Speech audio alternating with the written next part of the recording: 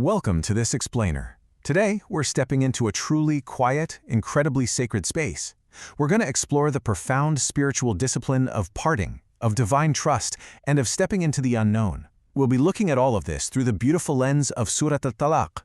We'll see how endings, when approached with true sincerity, with ikhlas, can actually become doorways to profound spiritual elevation. To begin this journey properly, let's establish our sacred space and intention together. أعوذ بالله من الشيطان الرجيم. بسم الله الرحمن الرحيم. I seek refuge with God from the accursed Satan. In the name of God, the Lord of mercy, the giver of mercy. I want you to just imagine a hushed room for a second. The kids are asleep, and a really hard sentence has just been spoken. The heavy question we're confronted with here is, what does mindfulness of God, taqwa, actually look like when love has just completely worn thin? When two souls literally have to lay down what they built together and walk away. This is exactly the raw human vulnerability where Sūrat al-Ṭalāq begins. And this brings us right to the core framing question of our explainer today. What does it actually mean to part well? The Qur'an answers this with breathtaking tenderness. It absolutely refuses to let parting turn into abandonment. Instead, it essentially builds this protective fence around a breaking heart to make sure nothing essential is lost. So let's dive right into the linguistic root here. The word talaq comes from an Arabic root meaning to release or to set free. Interestingly, it's the exact same verb used for releasing a camel from its tether. And what's deeply moving is how the Sufis read this marital law. They look at it as a universal map for all of life's endings, whether that's releasing jobs, outgrown identities, or just old seasons of life that we need to let go of. Now notice the profound difference between the zahir, the outer law, and the batin, the inner spiritual reality.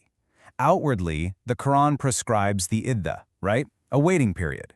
It's basically a divinely calibrated cooling chamber to let the anger pass and to protect the vulnerable. But inwardly, on the path of tazkiyah or self-purification, this is really the discipline of staying inside boundaries to preserve the nobility of your own heart. It's about waiting expectantly upon the divine. And this crucial point is just beautifully captured by Imam al-Qushayri.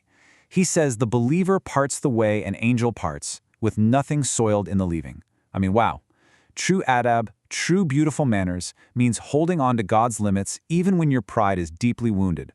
By choosing not to lash out, your heart stays unsoiled, making it fully capable of receiving God's grace.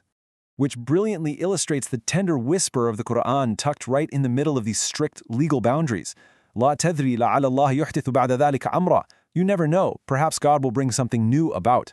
The text deliberately keeps the door of reconciliation, of unforeseen miracles, left just a little bit ajar. It's not a slam door. Moving into the second verse of the surah, the legal tone suddenly modulates into the voice of the lover God. He promises a makhraj, a real, structural way out. God is promising that whoever is mindful of him is going to be granted a structural exit from literally every constraint of this world and the next. Notice how Imam al-Ghazali liberates the soul here. We so often fall into this human fantasy. That exhausting belief that we've got to hammer on doors and forcefully engineer our own way out of a crisis. But the divine reality of tawakkul, a profound trust, is totally different. We just align our hearts with taqwa, and God is the one who provides the makhraj. We don't have to build the door, guys. We just align ourselves so grace can open it. Then the verse moves to this beautiful, comforting promise. God will be sufficient. The word used here is hasab, and Ibn Arabi points out something amazing. He says hasab means exact sufficiency, not some overwhelming surplus, and definitely not a painful deficit. It is the perfect measure. It's realizing that God answers the heart's deepest longing with an exact fit. Let's take a look at how this builds a sort of cosmic map through classical abjad numerology. The words for the waiting period actually reduce to 7, the number of divine completion. Makhraj, the exit, and tawakkul, trust, both reduce to 6, the number of creation. This shows that our human trust harmonizes perfectly with the opening of new realities. And risk, provision, that reduces to 1, because no matter how many places your provision seems to be coming from, it's always coming from the one single source. Now, if we step from classical numerology over to modern science, we find something pretty remarkable. Modern attachment research by Mario Miklusincer actually confirms what the Quran prescribed 1400 years ago. It turns out the psychological trauma of separation is remarkably reduced by having exact chronological scaffolding. Having a set waiting period, shared boundaries, and a predictable structure minimizes the trauma response. It's literally what allows for a truly honorable release. And this beautifully aligns with other sociological and psychological findings too.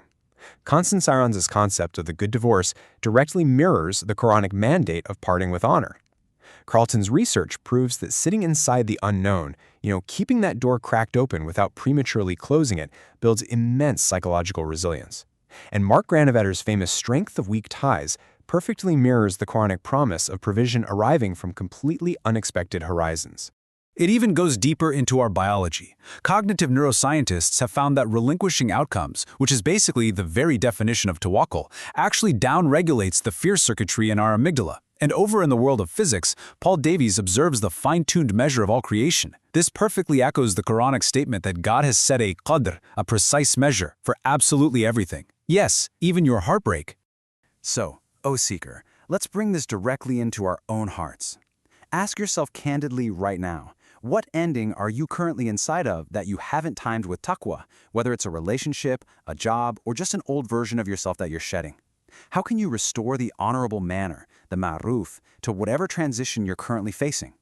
Ask yourself this too. What door are you keeping deliberately closed in your own life right now? Have you maybe prematurely decided what God can and cannot do for you? Consider leaving just a tiny crack open for the unknown, for that perhaps God will bring something new about kind of miracle. And here is a really crucial check for our egos. Where are you totally exhausting yourself trying to engineer your own exit? Take a hard look at where you've been furiously hammering on doors unnecessarily. Remember Ghazali's wisdom here. Focus on your own inner alignment, your tawakkul, and let God be the one to open the door. Finally, consider this gentle challenge. Where in your life are you, right now, asking for way more than is actually needed?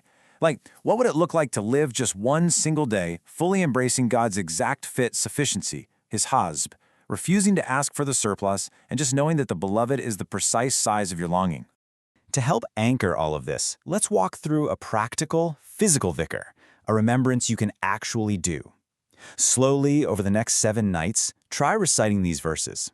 Place your right hand on your chest as you ask for an exit. Then, lift your palms slightly upward as you acknowledge unexpected provision.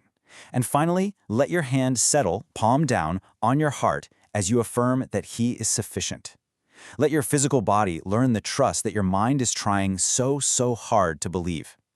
Close your eyes for a moment, if you can, and let this beautiful munajat, this whispered prayer, settle deeply into your soul.